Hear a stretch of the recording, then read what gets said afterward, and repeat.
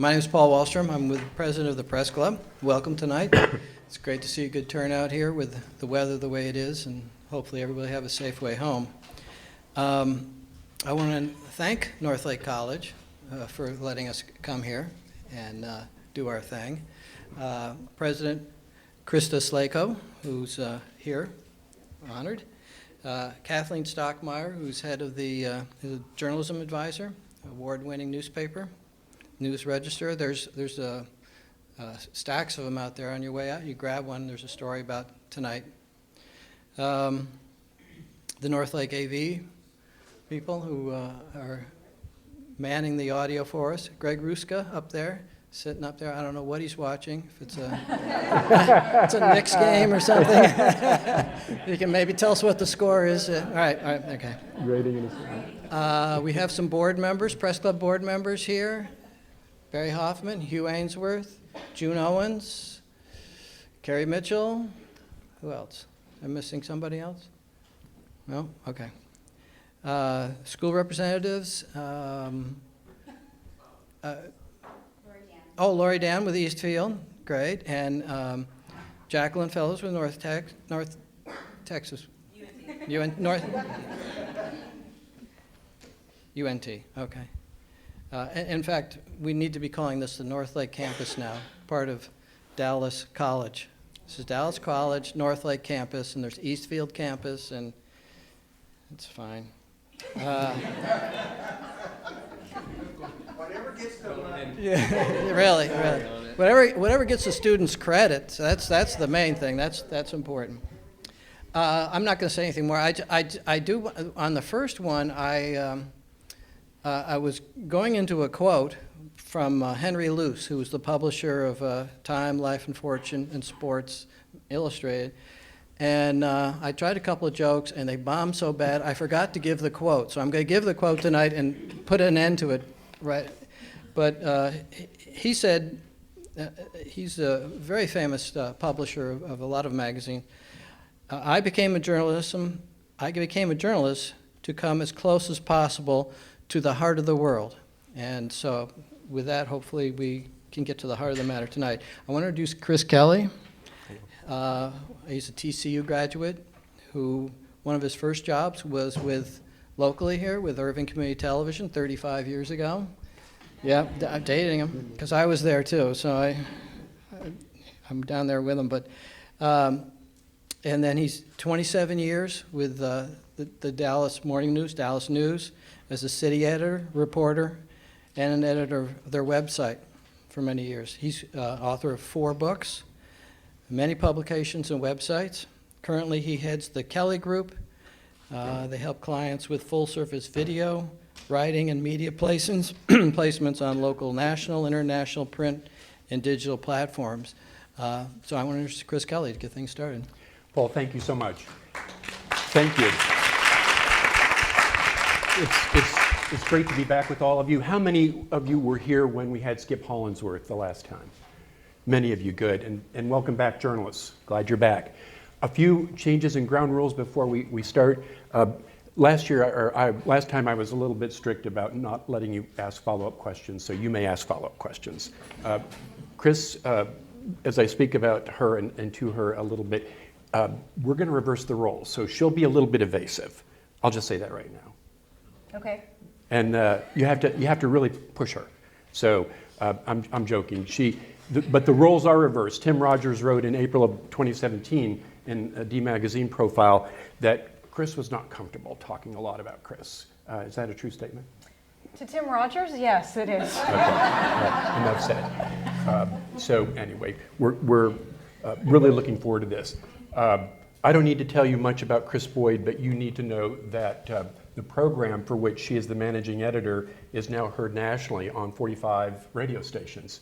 Her career began out of TCU in El Paso, where she worked for Channel 4, as I recall. And from there, made her way to Dallas to work with broadcast.com. And then eventually KERA, where in her first job, she was laid off through a staff reduction at KERA. They wised up and very quickly rehired her for the nightly a program that I think preceded Karen Denard, my good friend of many years. I was right after Karen. Right after Karen. That was, those were the days. And then since 2006, you have been focused on Think, on both radio and then for a while on television. And now with a new general manager and I guess the station manager, what do we call him? He's our GM, CEO. You're just starting out, 45 stations, and pretty soon 200? But it's actually 69 stations. 69, okay, the website's needs I'll get them on that. So, as you all know, during each episode, viewers, or I should say listeners, tweet, call, or email Krys with questions about her guests.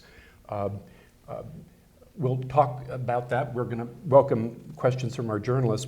Her guests have included really the who's who of American history, modern American history, current history as well.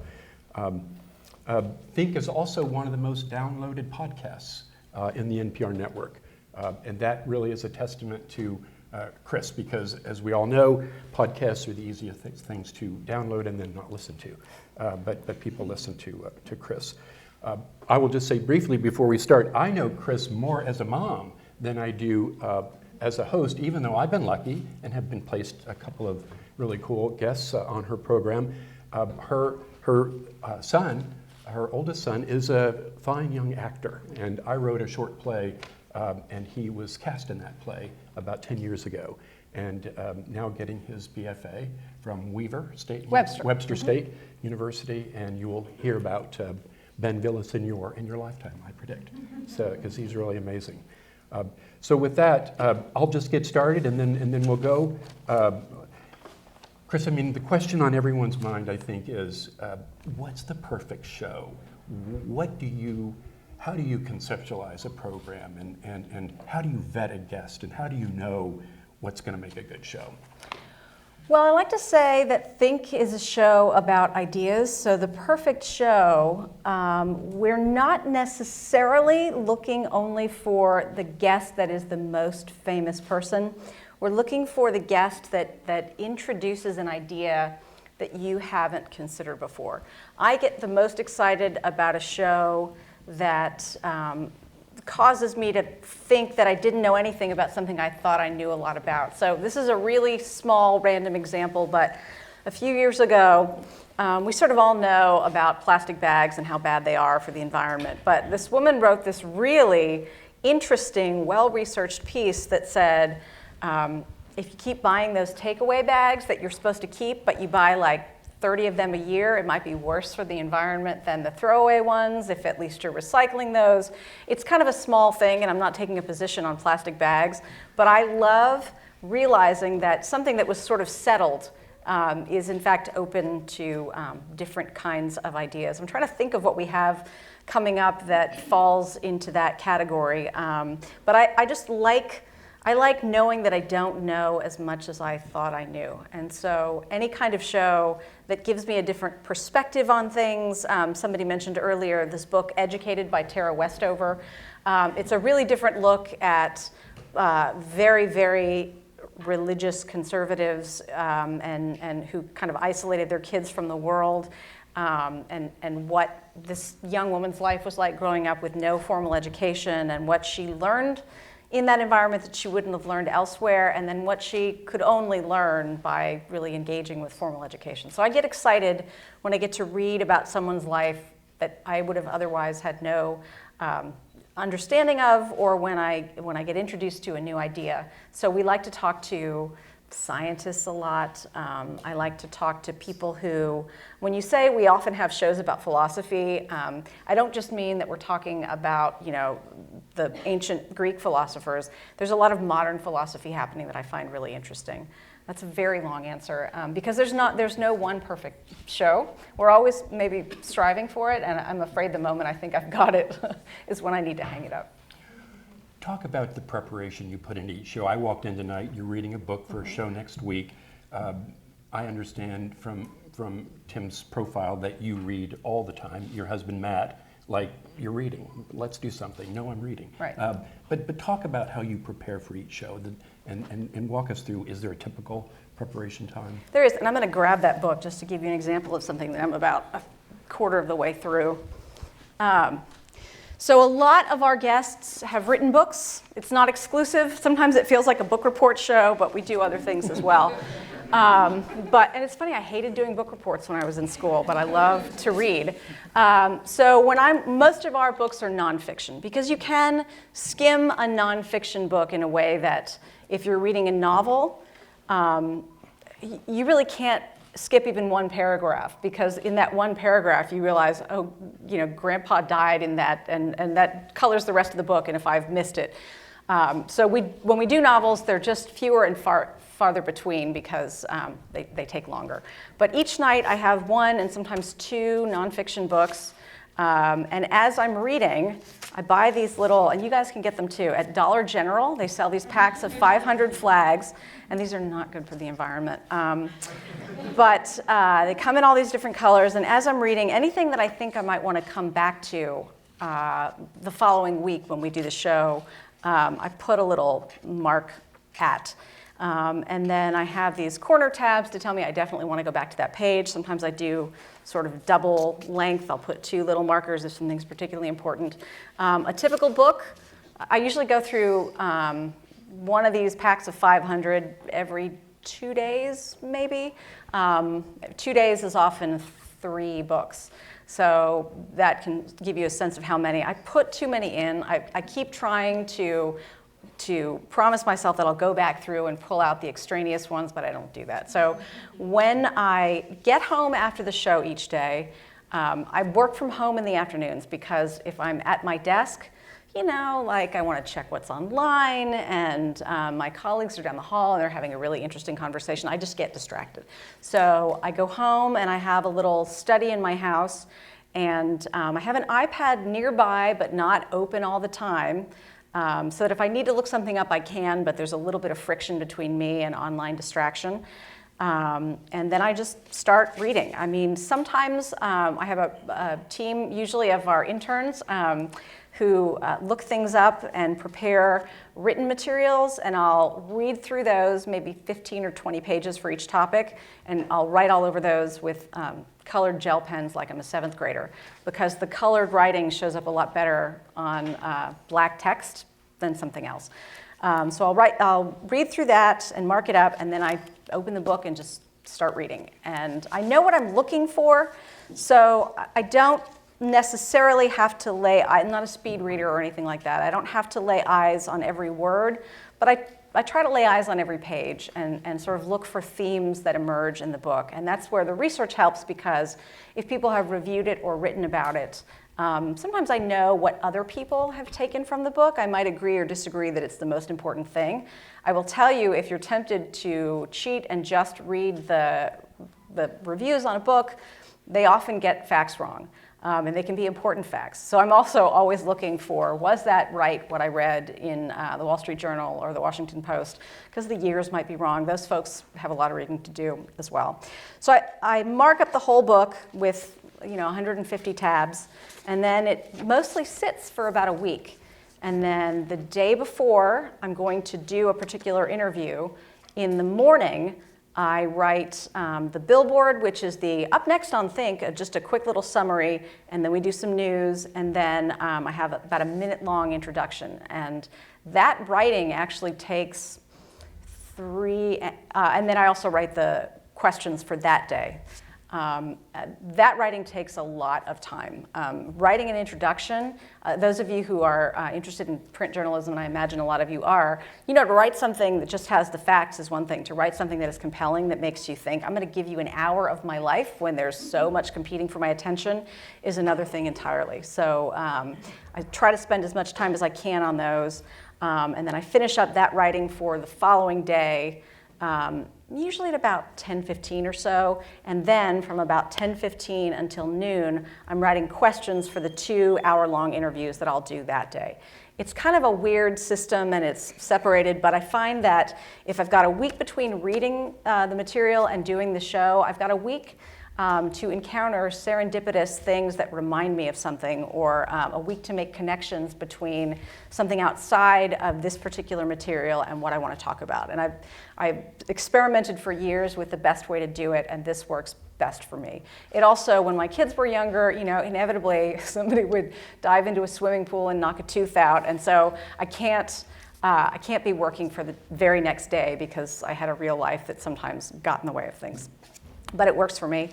So then we do the show, usually live, from noon to 2, Monday through Thursday, and we just do 1 hour on Fridays. That's from 1 to 2.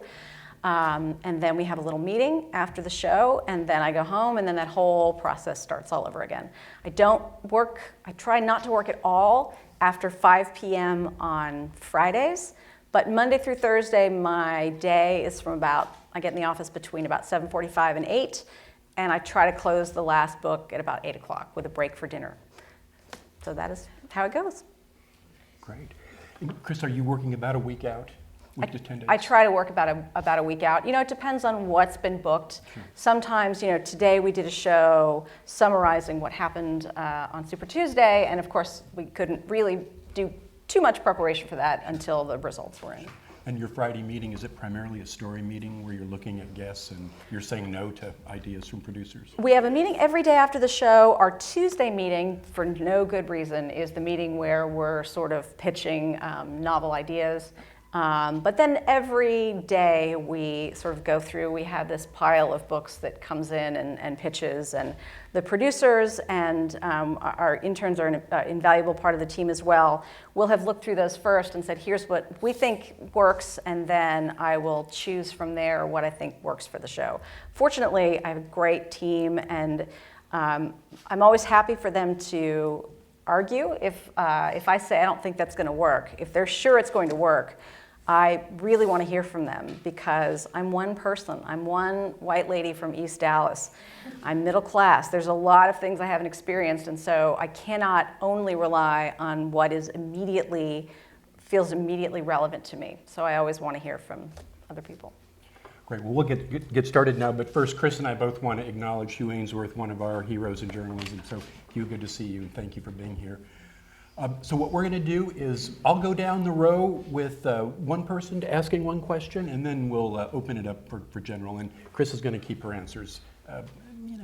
I'll be shorter and more evasive. All right, and Michelle, we'll start with you if you want to hand her the mic. Okay, sorry about that. Okay, so for a lot of us in J School, I think something we've noticed is that J schools are overwhelmingly female, and newsrooms around the country aren't. And just as a listener, I feel like that might not be as true for radio. So what has your experience been like with the gender disparity in radio, if there even is one? I think I've been very lucky, especially in the latter part of my career, that I don't feel like there is one. I think public radio has made a real effort, not a perfect effort, to at the very least be aware of those disparities. But as a woman in public radio, I don't feel as if there's nothing in my way in terms of my sex, my gender. I feel like the opportunities have been equivalent for me. All right, Jeremy? Okay. So a lot of the times when you're interviewing somebody, some people kind of get to a wall where they're giving yes or no questions or or yes or no answers or short answers. How do you kind of get past that and get kind of people who are more introverted to open up to you? A couple things. Never ask a question where the answer is yes or no, which you didn't do. I often don't ask questions. I make statements with an opening at the end of my voice to allow someone to agree or disagree or take off on that point. So I might say, this carpet seems like the sort of thing that wouldn't show any stains. And then you could respond and talk about the carpet or sort of go from there. And then it's very important when you have someone who's not forthcoming to really listen to what they've said and build off that. If your pre-written, beautiful list of questions that you worked so hard on is not working for that interview subject, you got to throw it out and you got to improvise, and you have to connect. It really is about connecting with another human, even in a confrontational interview, even in an interview where someone does not want you there. I don't do a lot of those because of the nature of my show, but your job is to get them to talk to you and to trust you. It doesn't mean you're promising them that you will sort of write a flattering piece about them. It means that they can trust that you are paying attention and that you will faithfully represent what they have said. Great. Matthew? You've said the key to active listening is genuine curiosity. How do you maintain that with topics you're not initially interested in? I'm so glad you asked that. It happens all the time that my wonderful team talks me into something that I'm not super excited about, and then the process of having to prepare myself always gets me interested. It is vanishingly rare once I have put in the real time and energy and focused that I don't think of questions as I'm reading. Sometimes there are questions like, well, how is that a thing? I will scribble them down, and even just trying to fully understand a complicated subject leads me to questions. And I think I am naturally curious. It's not a great line of work to be in if my show's about lots of different things. If I were only into, the history of the Peloponnesian Wars, I probably shouldn't do what I do for a living. But just going into it with an open mind and realizing you're probably going to have this amazing opportunity to discover something you didn't know. Looking through the research materials for that, it gets you kind of fired up. Krys, you seem to make a point to also have as guests what we would maybe call differently abled individuals. You've had folks from Gallaudet who are deaf on the program. You've had a cognitively challenged individual. Talk about your commitment to differently abled interviews. Why? I mean, I don't think that's happening in most markets. Well, I mean, everybody is part of this country that we live in and this world that we live in. Lots of different kinds of voices are important. Actually, I appreciate you mentioning those. The Gallaudet one was a really interesting challenge because the people that we interviewed don't use spoken English, and so we worked with a translator, and we had to sort of figure out how to do that appropriately. I have one, there was a situation that I regret where we had someone on the show, and we've talked about this many times since and sort of figured out a way to do it. It was a person who had a pretty significant stutter that was sort of okay before we started. I think the headphones may have really made things particularly difficult for this person, and we were live on the air, and there was really long breaks, and so there's this question of like, they're willing to keep doing it, but the audience is not quite sure what's going on. And so we pulled that guest after the first segment. If I had it to do over again, we should have known beforehand that this might be a problem, and this is the perfect opportunity to do a pre-taped interview so that if there's something we can do to make the guest more comfortable, or if we can do a little bit of editing, not to eliminate someone's disability, but to make the experience of listening more fluid, we should have done that. The great thing about mistakes that you regret is that you don't make them again, and you can find a way past them. Great. Desiree? How have your classes at TCU impacted your career, and is there any specific class or lesson that you still remember to this day? It's a great question. I was believe it or not, I was a production major and a journalism minor, and I have so little aptitude for production that literally I am not allowed to touch any buttons in my studio. And years ago when I was working at a different kind of radio station, I literally unplugged the entire station. I took the entire station off the air by unplugging one thing by swinging my foot under the desk. And I did learn, my journalism classes at TCU were great. They were sort of unflinching in terms of the right way to do things. Where I actually learned to do journalism was by doing journalism. My internships were by far the most valuable experience I had. I also learned that not everybody does things by the rules, and that the ethical things that I taught were often ignored, and I sort of bristled at that and tried to find ways to honor the way that I was taught to do things. Another great experience I had was writing for kind of a short-lived comedy program when I was at TCU. It was just kind of a thing that my friends and I were interested in. And what I learned there was I was on this writing staff, and I had to learn to fight for my ideas and to articulate why I thought something was important. I am kind of a low conflict person, but I learned that if you care about a product and you're surrounded by other people who care just as much as you but think it should be different, you have to find ways to communicate that. So I think those kind of out-of-class experiences in concert with my classroom experience were the most valuable things I did.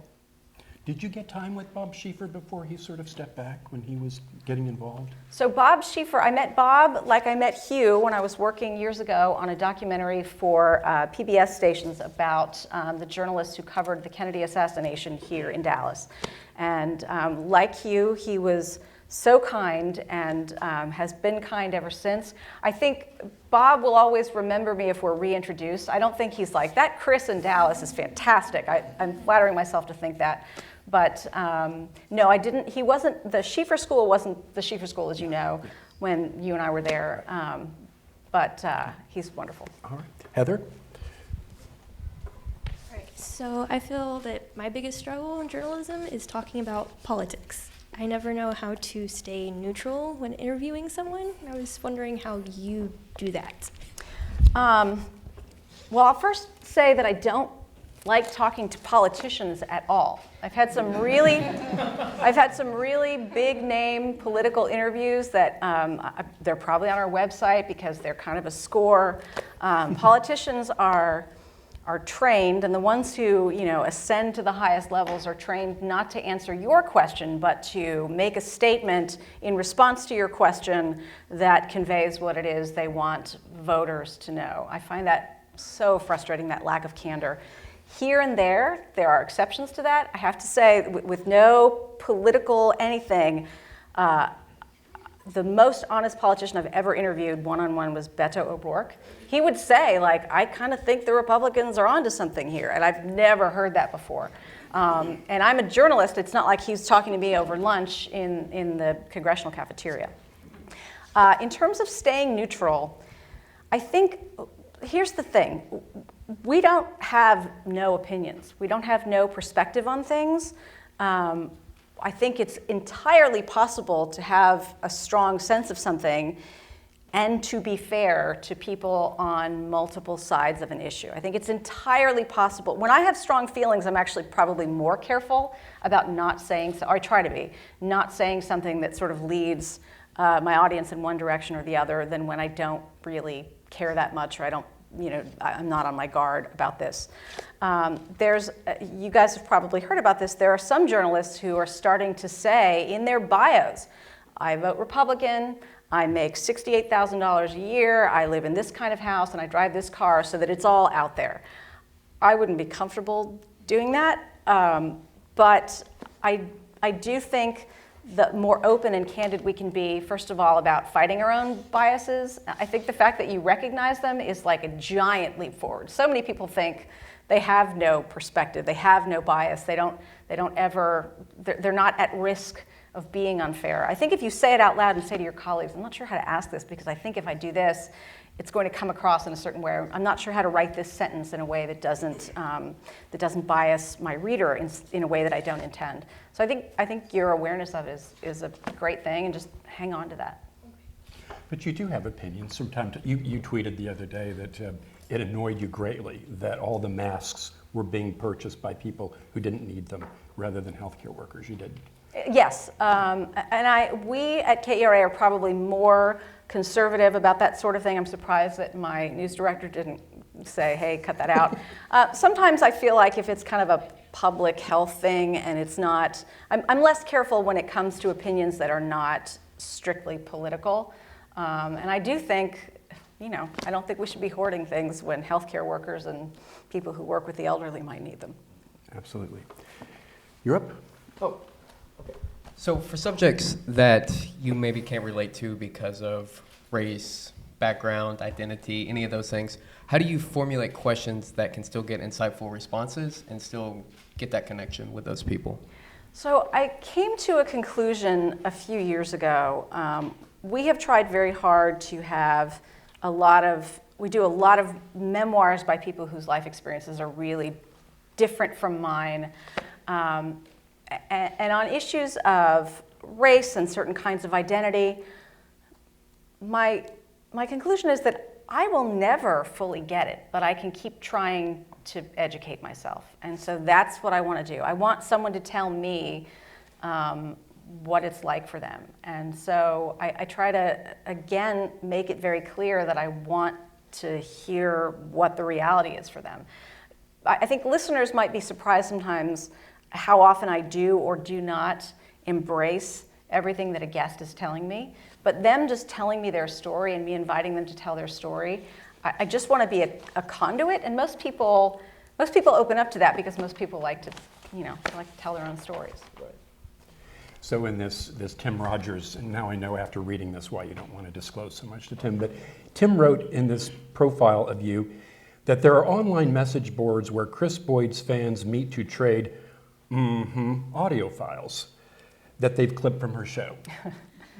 So you do occasionally will say and there's a tone sometimes and there's not a tone. I'm curious about when do you say and what merits a larger or longer I don't necessarily think about them in a really obvious way. The reason that I started doing it, when I first was aware that I did it, my mother called me, who listens, and she said, "Don't do that." And but the reason I do it is because very often the person is in a radio studio, but not my radio studio, which is to say we don't have eye contact. And I want to use my voice to let them know that I'm paying attention. And so I think the one you're referring to, I often go, huh, or and it's just like, well, that's surprising, or I've taken note of that thing. And then sometimes if someone says something that, like, if I have some human empathy for something they've said, I might say, Or, or if someone is telling you a story that is very sad or very deep, it feels weird to not respond to that. And I want the show is not a real conversation. It's it's an artifice. But I want them to feel that there's another human being on the other side. And so I use those. If someone's in the studio, you'll hear fewer of them. Because I can nod. Sometimes you can nod at someone and you don't, especially if I'm not on camera, but if you're doing a TV thing, you have to be a little more careful about this. But my nod means I'm hearing you, I'm listening. It does not mean I agree, everything you say is correct. It just means I want to hear what you've got to say. Great. Kristen? So we talked a little bit about how your son Ben is studying theater. I read that you also have a little bit of a theater background. I thought that was interesting because talking to some of the student journalists at SMU, a lot of us actually have that in common. How do you think that theater and the performing arts can kind of help prepare for journalism? So I'm not, my son is a vastly better actor than I was. I and his late father were both involved in plays, and I think maybe together we were able to give some genes to a kid who could do this. So thank you for saying it. I don't want anyone to get the idea that I'm a gifted performer, because I'm not. However, I had all of my kids do some acting classes at the Dallas Children's Theater, mostly because I needed childcare in the summers when we had all four of them home. But here's what I've learned. We have my son is in conservatory and wants to be an actor and is working as an actor here and there. I have a daughter who does high school plays. My other two have no interest in that, but all of them can get up in front of a group of people without being really frightened. All of them have sort of confidence when just addressing larger groups, and I hope that has been good for them in whatever they end up doing, because every job requires communication. So I worked in TV for a while, and it was probably helpful that I can ad-lib without panicking, and acting teaches you that too, because inevitably something goes wrong. At this point in my career, after 27 years, I've been live on the air so many times when something has gone wrong that I know that I can survive it, even if it's really painful in the moment. Krys, we all bring our experiences to our jobs. What, in your role as mom, what does that equip you to bring to the show, do you think? That's a good question. I think I try to be aware that everybody has other things going on in their lives besides being on my team or being in my interview chair. You know, sometimes people are just having a bad day, and it's not necessarily that I'm doing something wrong or that the interview isn't working or whatever. You know, everybody's got their public face, and I guess raising kids, you recognize that they kind of bring it at school and then fall apart at home. And I guess that's been helpful to me. And I also know how hard most regular people are working just to kind of get through the day, and I try to bring that to my sense of who I'm talking to, and also to my audience. I know that they're distracted. They're driving and they're like, pipe down, or we're not going, you know, to Chick-fil-A after this or whatever. People have a lot of stuff going on, and so I guess it sort of strips away, parenting strips away a certain amount of natural narcissism that we're all born with, and it's not a bad thing. Kind of like the Friday night I saw you at a Woodrow game at Franklin Field last November. Remember that really crappy night? Yeah. Senior night. Right. And you were walking with your daughter. Yes, she's a mascot. On the field. I thought that was pretty cool. Thank you. Hunter? By the way, your mom sounds a lot like my mom. So, also, how do you decide on the guests that you have on your show, and what makes them stick out to you versus someone else that may be in that same field? And do you do research on them prior, or do you wait until they're on your show to learn a little more about what they do and all that? The team that I work with sort of pre-vets people. First, they think this might be a good subject and a good guest, and then they will often call. Some people have been interviewed publicly so many times that we know that they're going to be fine. Occasionally, if it's someone who isn't interviewed very often, they can be fantastic, but we want to make sure that we're not sort of asking more of them than they're prepared to give us. An hour is a surprisingly long time for people to be interviewed, and you know, people who've never done it live can be really nervous. And in terms of intensively preparing, I don't really have time until we've scheduled someone. But the thing that makes someone a great guest, in addition to having really interesting things to talk about, sometimes it's just about chemistry. It's just that there are some people that for whatever reason, you can get into a rhythm or they're open in a particular way that works. And I always say that if the interview doesn't work very well, it's all on me. And if the interview does work well, the credit goes to the guest. And it sounds like I'm being falsely modest, and I'm not. It's my job to help people who aren't that great sound great. And if they do sound great, it's probably because they're naturally great and they're good communicators. Krys, these openings that you talked about crafting, it takes so much time to craft them. So they're very elegant. I've heard a guest nearly cry after you, just recently, 3 or 4 weeks ago. You had a guest that almost like, oh my gosh, I can't believe. And then you've had a guest that like, where'd you get that information? It's all wrong. I don't know if you remember that about a year or so ago. It happens. And I'm just wondering, do you read your intro? How do you get a vibe after your research and you just start, how does the magic work? Yeah, I've done the research and then I start writing. And I think the woman that you're referring to who was like, what is going on? She had been, is this the woman who had been a child of war? And I mentioned, because I knew from the research that her family was, and forgive me because now I can't remember, and it's like, I can't remember if she was Hutu or Tutsi, but it was a triggering word for her. But I had not been told by anyone that this is a word that I shouldn't use. Her entire book was about her experience sort of living through all this, but the tribal word itself was it got us off to a really bad start. But we definitely try to vet and re-vet information. So what I said about her was correct, but it was very upsetting for her. Yeah, okay, that's interesting. Well, in just a few minutes, we're going to give each of you, or several of you, a chance to ask a question. So be formulating your questions. Now, I am going to ask the student journalists, those who want to speak, if you'll just raise your hand. And I'm going to ask Krys to recognize you rather than me. We have mics on here. If they could come down. We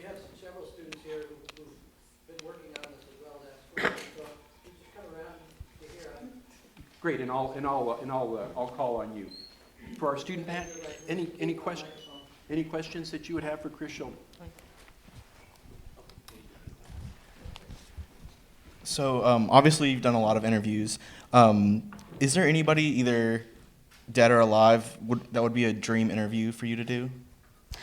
I'm careful about this because I had a dream interview for a while that turned out not to be such a great interview. I'm always interested, again, in people that you think you know because they are so public, but maybe you don't. So lately I've been curious about the new post-royal Prince Harry.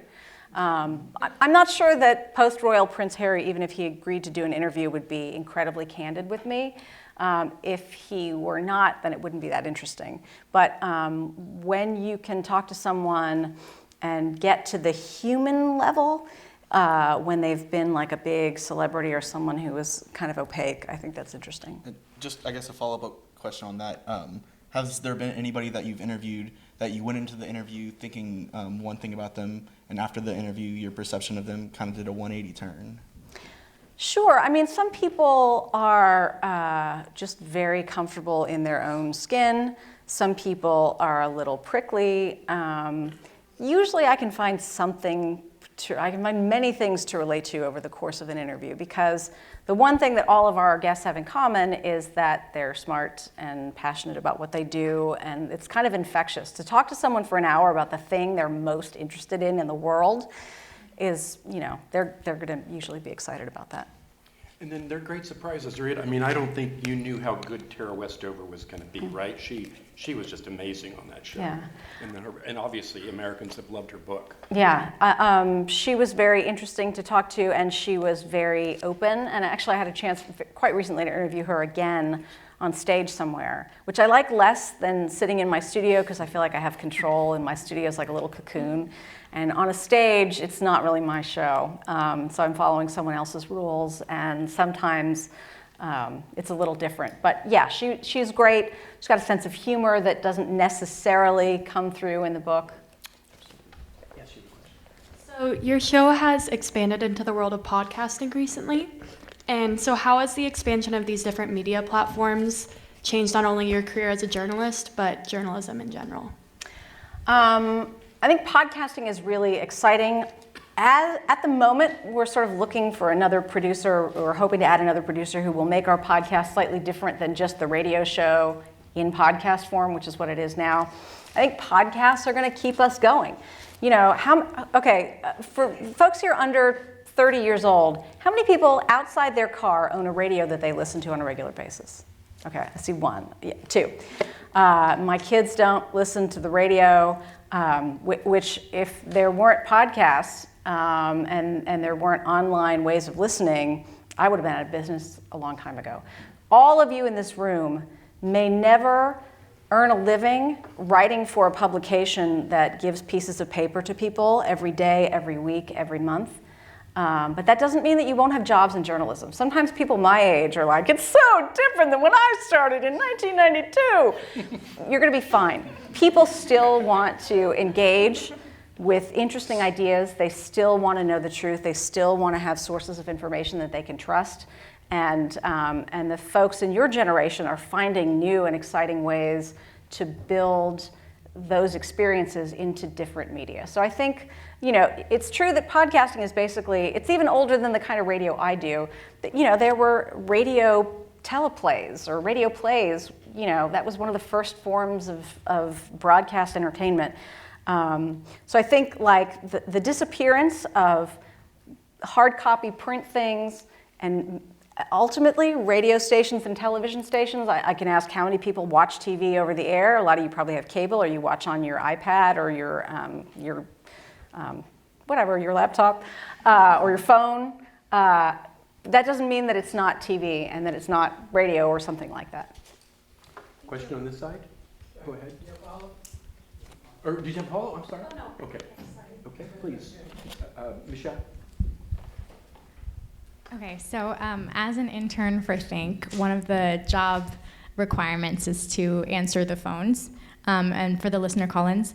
And, as a nervous and sometimes incompetent intern. Never incompetent. You sometimes let calls through that maybe you shouldn't have. And, as a host, when do you have to step in and kind of, point out that something, we talked a little bit about how you avoid political biases that are kind of, obvious. But when do you have to step in when something's said that maybe isn't true for the sake of your listeners? That's hard because sometimes I don't know if, especially a caller has said something that is inaccurate. I mean, sometimes I just know. Not too long ago, we had the head of the Texas Republican Party, who's a really smart, really likable guy, but he said, well, Bernie Sanders is the only candidate in this race who is an avowed communist or whatever. And I was like, I got to stop you there. He has not identified himself as a communist. So sometimes people say things, and I understand the reason that he's putting that message out there. Sometimes something is obvious, and occasionally a guest will say something that is literally just a mistake, like they have misspoken. And if I recognize that they've misspoken, and I think it's important to correct that, if they say 4 million and what they mean is 4 billion, and I know that, then I'll jump in and say, excuse me for interrupting, I think you mean 4 billion. Sometimes when you're live on the air and I'm looking at the phone screen and I'm looking at the emails and I'm listening carefully to the guest and I'm thinking about my next question, I don't know. I can't always verify things.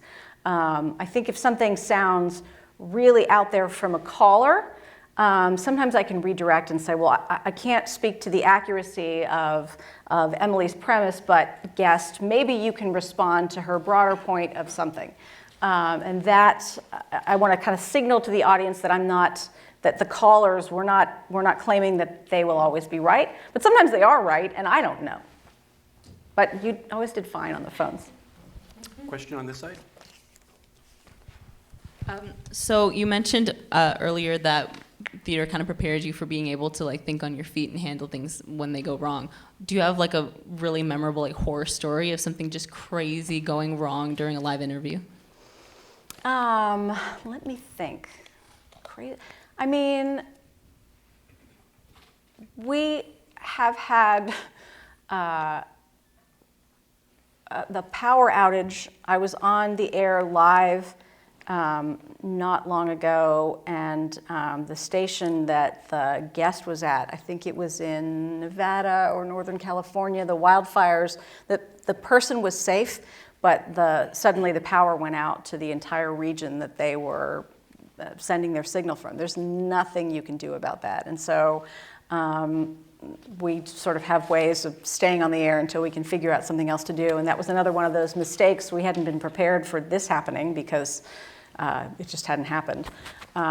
So it's helpful sometimes just to be really transparent about it. Be like, okay, we understand that Alan is fine, and so is the whole crew, but we're not going to be able to bring him back to you, and we're going to bring you part of another show in a few minutes or whatever.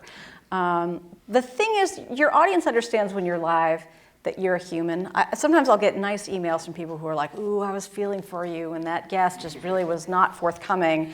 They understand, and you want to be professional. And again, if the show doesn't go well, it's always, I'm very fortunate that I get to have my name on the coffee mugs or whatever. If it doesn't go well, it's my fault. As managing editor, I'm making the final decisions. And so I take that pretty seriously. And, but I also have to recognize that things are going to go wrong. It's not really the perfect answer because the reality is if you're doing a thing that is live, you just have to keep going. It doesn't matter how much things are not going your way. You just have to keep going. We just have a few minutes left, so if any of you up here have a question, please just come to the microphone. Krys, 4,000? I would totally take that. 4,000, how many shows? 4,450, somewhere around there? I'm not sure. It's 9 a week times 13 years. I take a little vacation. So thousands for sure. Yeah, for sure. I rough calculation was around 4,600. That's probably, I'll take it. Yes, go ahead.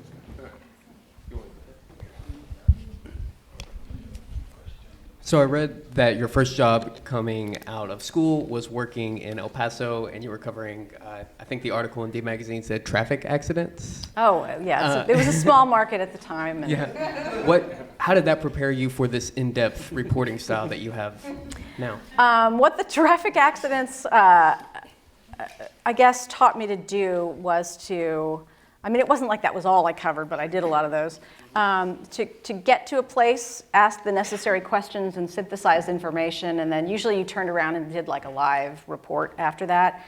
It definitely taught me to keep going even when something goes wrong. It taught me that I didn't want to cover traffic accidents for the rest of my career, which was a good thing to learn. Yes, sir. Afternoon. We'll get you too, Matthew, by the way. So you please go ahead. Okay, good. Krys, I've heard about you a whole lot. I listen to your program every day, clearly. Is this thing, by the way, live? No. Okay, good. Tell this audience whether you had ever had any opportunity to interview a U.S. president. If so, well, how was that feeling? The closest I've come is interviewing George W. Bush, but it was before he was president. It was after he had won the Republican nomination, but before he had won the presidency. So I've never sat down with a sitting president. I think it would be amazing and intimidating, and I would do more than my share of homework to make sure that I ask the right questions. But that's still on my bucket list. Good. That's all I have. Thank you. Why choose the more formal interview format that you have? You said kind of an artifice rather than a more natural conversation style. Because I have an objective for my audience. I want to go through certain things that highlight my guests' knowledge and expertise. And you can't really do that just having a regular conversation. Also, a regular conversation, I'm dropping in a lot about me and my kids and what happened one time when I was in school, or nobody's interested in any of that. You want to humanize yourself a little bit to your audience and to your guest, but it's about them. I am really a conduit. I'm not invisible in the show because I'm sort of a guide to the topic and the guest, but it's not about me. And a real conversation is about both people equally. And a bit of a follow-up I have, how does that your desire to be sort of a conduit affect how you compose your questions? I am writing questions designed to elicit the material that I know that my guest feels strongly about or has worked on. So part of the reason I read like the whole book is I want to know the 9 most interesting things, and then I want to lead the guest to those. So sometimes I will ask a question of a guest that I know the answer to. So this is a book about a guy who worked weird jobs for a while and then decided he wanted to be a parole and probation officer in New Orleans. So he talks a lot about how hard it is for people to start over when they get no social support and that sort of thing. I might ask a question that says something like, so do your guests have a lot of resources when they get out of prison? I know from reading the book the answer is going to be no, but I want to lead him to the opportunity to tell a story. Or I will say, tell us about Marjorie that you wrote about in the 4th chapter, because I can't get her out of my head. I want to just kind of have that and then open it up to them. Occasionally you'll interview like a humorist, and I'm literally setting them up to give their punchlines that I know they've given a bunch of times. And it's a little bit like that even with someone who's written kind of serious material. So these days, after you've had a guest who's known, they'll often tweet about you. And James Fallows, referred to you one time as one of the brightest stars in journalism. What's it like to get all of that amazing feedback from famous people on Twitter? I mean, it's always very nice. I think we all suffer from the thing where a lovely compliment warms us for 30 seconds, and yet one little criticism from someone that you will never meet sticks with you, and you're like, why did she think that? What? Gosh. So I don't go looking for things that people have said about me, but I try to take them all in context. I'm aware, and I don't mean that I'm not proud of what I do, but I'm aware that sometimes people give you a compliment in public. Hopefully Jim Fallows is an exception to this, but sometimes people say things, sometimes people tweet things like, I can't wait, I'm going to be on the air with Krys Boyd tomorrow. Well, they're also promoting themselves. And so I don't don't want to drink too much of my own Kool-Aid, because the minute that I think like I'm so amazing, I've created like another level of separation between me and this person that I not only want to connect with, but that I want to make the sort of person out in front of any conversation. So if when the last kiddo leaves the nest and NPR Washington calls and wants you to resurrect sort of the Diane Rehm program, is Krys Boyd going to look at that? I suppose I could. I have a lot of family and friends here now. We're not from this part of the country, but a lot of people that I am close to are here now. I sort of like the idea of doing what we are doing, which is building a national show that comes from Texas. I really resist the idea that is very, very strong in newsrooms in New York and Chicago and Washington, that New York and Chicago and Washington are the only places where smart people exist. I really resist the idea that people from Texas aren't curious and sort of full of lots of different life experiences. Our show is not about Texas. It doesn't sound like Texas, where we always talk about people wearing boots and shooting things. I don't know what people think about Texas. I think it sounds like Texas because it comes from Texas. I think that's great. I think it's great to remind the rest of the world, and not just in, the other markets that we're in are a lot of smaller places in flyover country, and those places have smart people too. And so I like the idea that we're from this place that nobody thinks is very sophisticated. It's expensive to live in DC. If they called me and asked me to live there and I could like have a nice house, I suppose I'd have to consider it, but this is not a lie, I'm really happy being here. Great, we're very lucky to have you. Let's all give Krys a Thank you.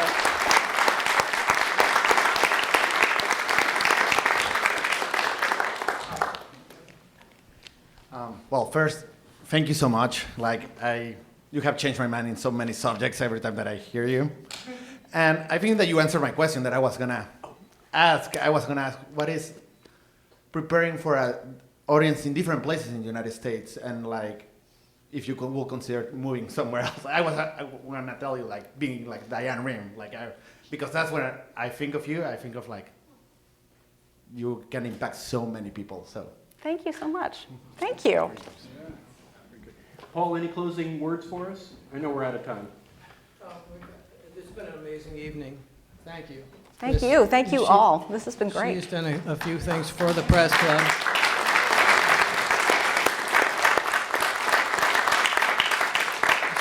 She never fails to amaze me anytime I hear her on the radio or comes to visit the press club. It's just an amazing person, and I hope you stay in this area and become national. So that would be a perfect world for all of us.